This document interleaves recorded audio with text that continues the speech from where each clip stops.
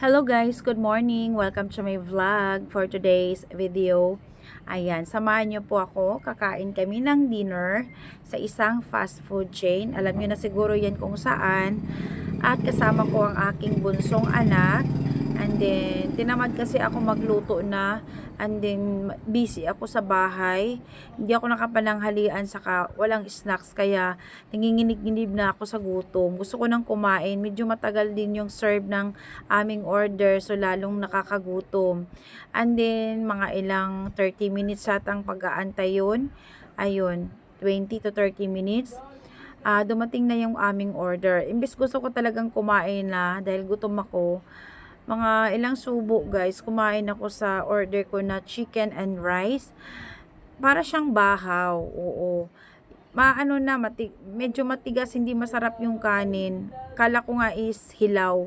Pero ano na siya, parang bahaw na. Pati yung chicken niya, parang sunog. Matigas na din. Tapos nung hatiin ko, para siyang hilaw sa ilalim.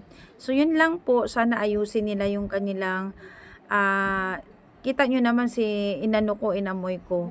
So, ayusin nila yung kanilang pagkain. Pag hindi na pwedeng anuhin dahil ano na, yung malamig na or ano ba, so wag na lang nila iserve para walang comments na negative sa kanilang mga pagkain na paninda.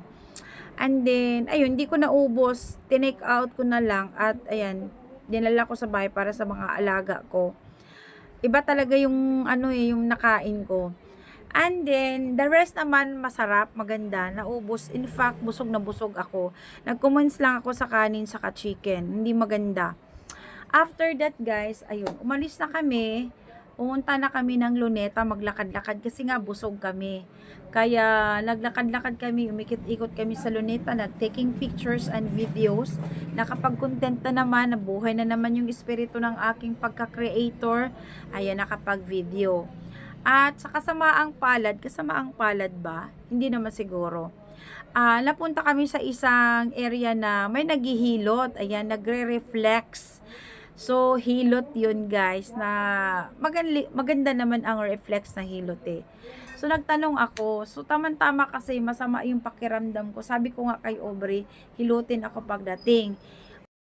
Nung makita ko sila, ayun, nag-decide na lang ako na magpahilot kasi babae naman yung maghihilot sa akin at pwede naman pala half ng katawan ang ipapahilot mo.